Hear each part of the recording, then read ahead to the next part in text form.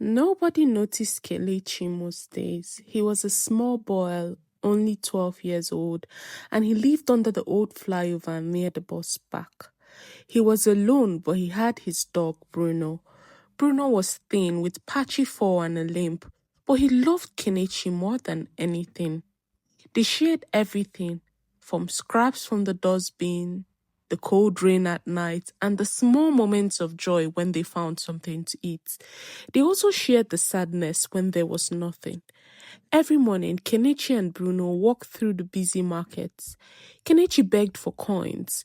Some people shouted at him while others just looked away. Sometimes he earned enough for a small meal by washing windshields. On the other days, they went hungry. Through it all, Bruno never left his side.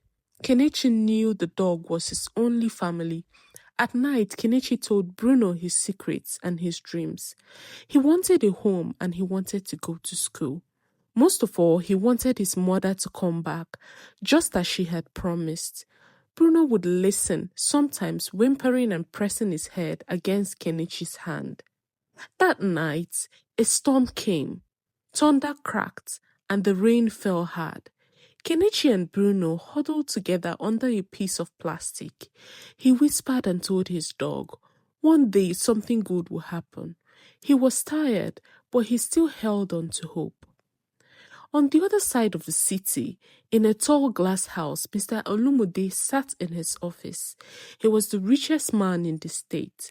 His face was always on TV, and he wore expensive clothes. But Mr. Olumude was not happy. His wife had left him, his only son lived far away and wouldn't speak to him, and his business partners had betrayed him. He was also in poor health. That night, Mr. Olumide stared out of the window, feeling empty despite all his money. He was tired of it all. He wrote a letter, left it on his desk, and then put on his coat. He got into his most expensive car and began to drive without a destination in mind. The rain started to pour and the wind blew hard. Feeling exhausted, he closed his eyes for a moment. His car hit something and flipped over. Fire burst from the front. Mr. Olumide was trapped. He could hear his own breathing and smell the smoke. He tried to cry out, but no sound came. Kenechi woke to the sound of screeching tires and loud crash. Bruno's ears shut up.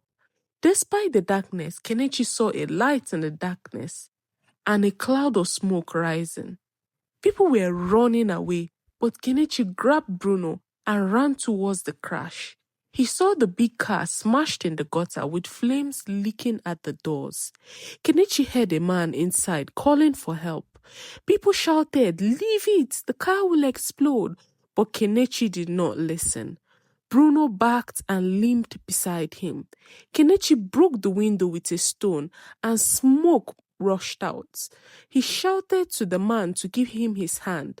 Mr. Olumide was dazed, but he saw the boy's face. Kenechi pulled with all his strength. Bruno backed and tugged at the man's sleeve with his teeth. The fire grew hotter. With one last pull, Kenechi and Bruno dragged Mr. Olumide out of the car. Just as they ran to safety, the car exploded. Hot metal flew through the air and a piece hit Bruno's leg. The dog yelped in pain. Kenechi fell to the ground, coughing. Mr. Olumide just lay there, breathing hard. When people finally came and someone called the fire brigade, others just took photos with their phones. Kenechi shook Mr. Olumide, trying to wake him up. The man's eyes slowly opened. He looked at Kenechi and then at Bruno, who was whining and holding up his paw. An ambulance arrived and the paramedics rushed to Mr. Olumide. They pushed Kenechi and Bruno aside. Kenechi shouted, "He needs help, please." But nobody listened. They were more concentrated on helping the rich man, Mr. Olumide. When the ambulance left, Kenechi picked up Bruno. The dog's leg was bleeding. Kenechi wiped his face and whispered to him, "You'll be okay, I promise." Kenechi didn't know it, but Mr. Olumide saw everything before he fainted. The next morning, Kenechi stood outside the hospital with Bruno. He was not allowed inside. A security guard chased him away twice, but Kenechi would not leave. He was scared and worried for Bruno, and he worried about the man that he had saved also. The sun rose. Kenechi and Bruno waited, but nobody cared about a homeless boy and his dirty dog. Inside the hospital, Mr. Olumide woke up in a white room.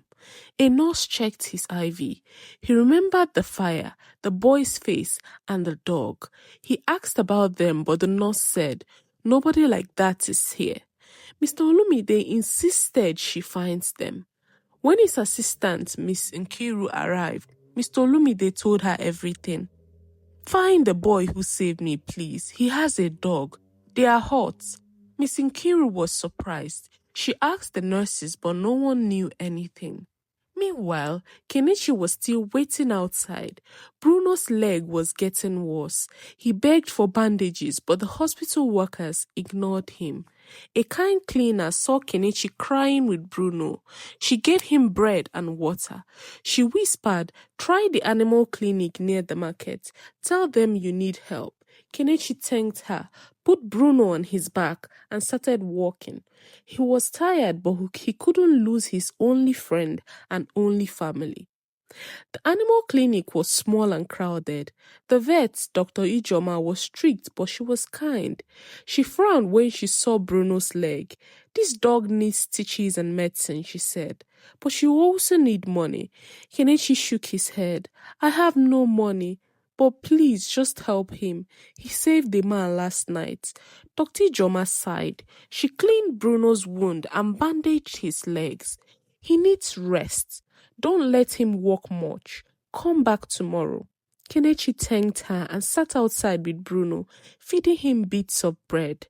He prayed Bruno would get better. That night, Kenechi slept near the clinic. He dreamed about his mother telling him to be brave and never give up. When he woke, Bruno licked his face.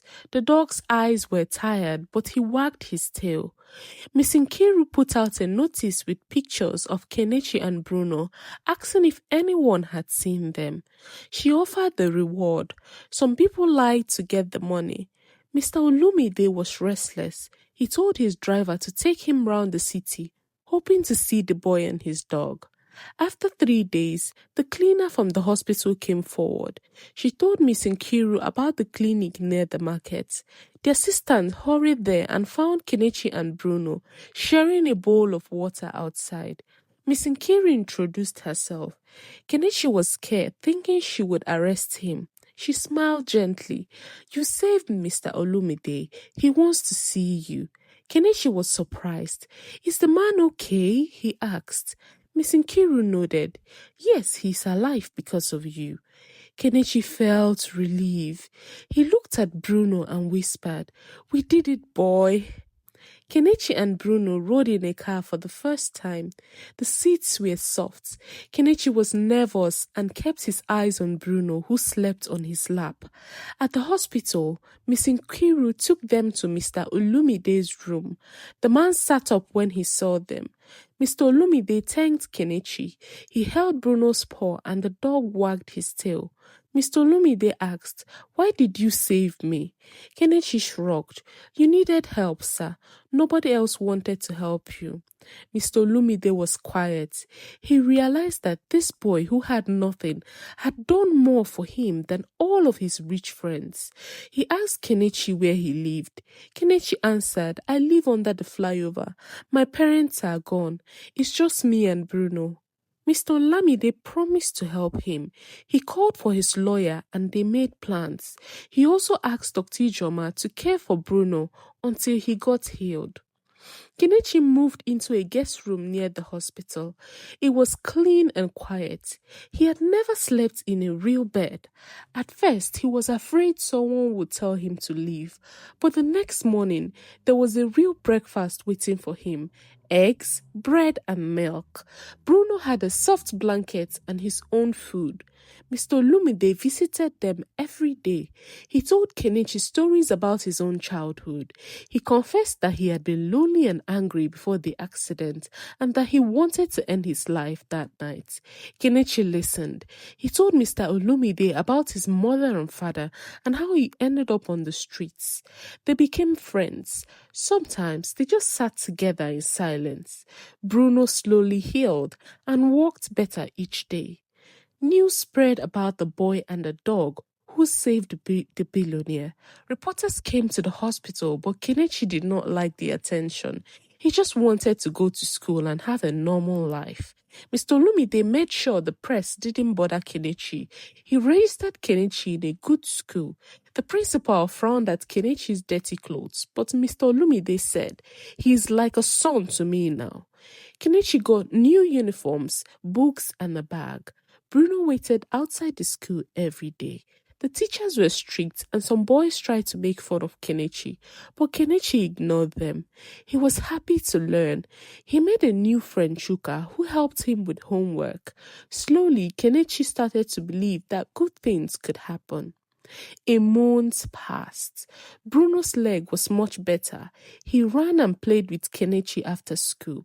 Mr. Olumide watched them and smiled. He began to take better care of himself. He ate proper meals, went for walks, and even laughed sometimes. One day, Mr. Olumide's son, Tunde, returned from abroad. He was cold at first, blaming his father for many things. But when he saw how much his father cared for Kenechi and Bruno, he softened. He spoke to Kenechi and listened to his story. Tunde was touched. Mr. Olumide hoped this was his chance to fix his own family. He wanted to do better. Miss Nkiru was happy for Kenechi and Bruno. She had grown close to them too. She checked on them every day and saw Kenechi as a little brother. She sometimes bought them treats, biscuits for Kenechi and bones for Bruno. One evening, Miss Nkiru found Kenechi looking sad. He told her that he missed his mother. He wanted to know if she was still alive. Miss Nkiru promised to help him look for her. She started making calls and searching different records. Hope rose inside Kenechi again. Bruno always knew when Kenechi was sad. The dog would rest his head on Kenechi's knee and Kenechi would feel a little bit better. School was not easy. Kenechi struggled with maths and had never used a computer. He felt lost sometimes, but he did not give up. Chuka helped him after school. The strict maths teacher, Mr. Okori, noticed Kenechi's hard work. He said, "You're trying, boy. Keep going." Kenechi even joined the football team for a sports competition. He was shy at first, but he was fast and played with his heart. The other boys began to respect him. When they won a match, they cheered for him. For the first time, Kenechi felt like he belonged somewhere. Bruno watched from the sidelines, backing whenever Kenechi touched the ball. Back at home, Mr. Olumide started a new charity to help street children and stray animals. He never forgot the night he almost ended his life. He realized he had been given a second chance at life. He wanted to help others, just as Kenechi and Bruno had helped him. He gave jobs to homeless youths and built shelters for children and animals. People noticed the change in him. He looked happier. Even his old friends came back, but Mr. Olumide was different now. He cared more about helping others than about making money. Kenechi and Bruno became the symbols of the charity. Their picture hung on the wall at the shelter. One rainy day, Kenechi saw a boy hiding under a shop canopy with a small puppy. The boy looked hungry and scared. Kenechi remembered his own hard life. He bought bread with his lunch money and shared it with the boy. He told the boy about the shelter and took him there. The staff welcomed the boy and his puppy. Kenechi felt very proud. He knew what it meant to help someone who had nothing. That night, Kenechi told Bruno, "We are making a difference now." Bruno wagged his tail and licked Kenechi's hand. Mr. Olumide heard what Kenechi did and praised him. He said, "You have a good heart. Please never lose it." One evening, Miss Nkiru got a call. Someone had seen a woman who looked like Kenechi's mother at a market in another town. Miss Nkiru and Kenechi traveled there with Mr. Olumide. They walked around for hours asking questions. Finally, they found her. She was tired and worn, but it was really Kenechi's mother. She cried when she saw her son and hugged him and Bruno tight. She explained that she had been ill and lost her memory for a while, but was better now. Kenechi forgave her. Mr. Olumide promised to help her too. They brought her back and Kenechi's family grew even bigger. With his mother back, Kenechi felt happier than ever. He wanted to help her recover. She started working at the charity, cooking meals for the children. She became friends with Miss Nkiru and Dr. Ijoma. The house was now full of the smell of jollof rice and laughter. Bruno loved having more people around. He grew stronger every day. The vet said he was almost fully healed. Kenechi's school results improved. His teachers praised his determination. He won an award for kindness at the end of the term. He took Bruno to the prize-giving ceremony and everyone clapped for him. Mr. Olumide tried to fix things with his son Tunde.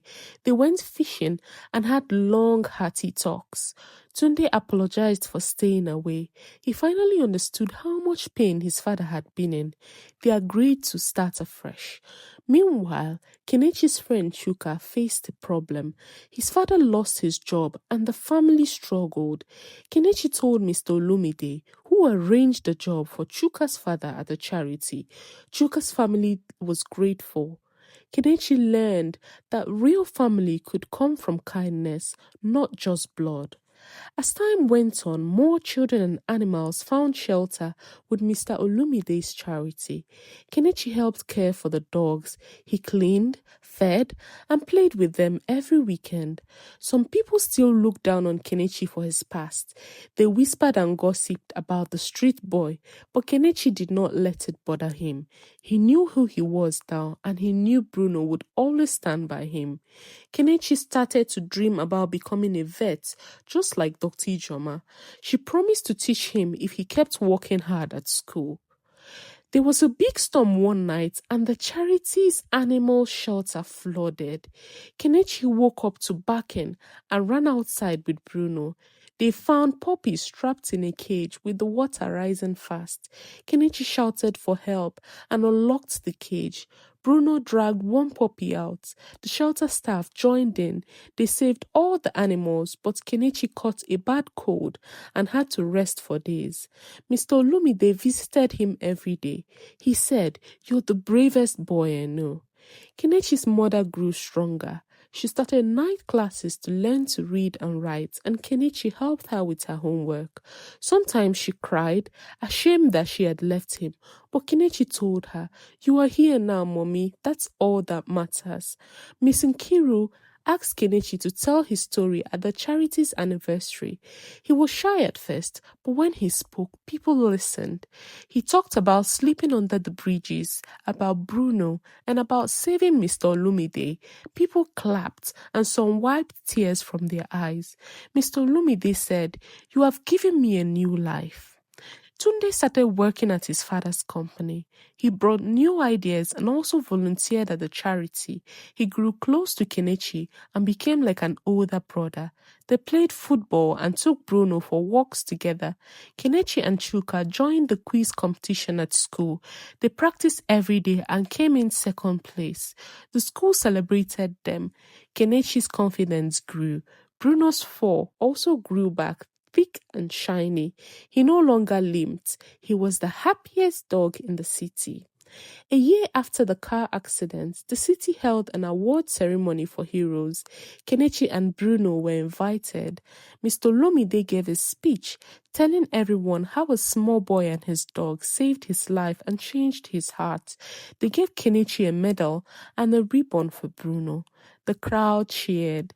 Kenechi hugged Bruno and whispered, "We did it, boy." Kenechi knew his life would never be the same again. In that city, under the same sky, a boy, a dog, and a billionaire found hope, family, and a new beginning. And that is the story of Kenechi, Bruno, and Mr. Olumide. Remember, sometimes the people who have the least are the ones who give the most. A simple act of kindness, even from someone forgotten by the world, can change lives forever. Never look down on anyone and never think your help is too small. If you have the chance to help someone, take it. You might be saving their life and also changing your own. No matter what you're going through, always keep hope in your heart. Kindness, courage, and love can build a family and a future, even when everything seems lost. Thank you for listening to that amazing story. If you enjoyed it, please like, follow, subscribe, and share for more amazing stories like this on Stories with Norma. Thank you and see you in the next story. Bye.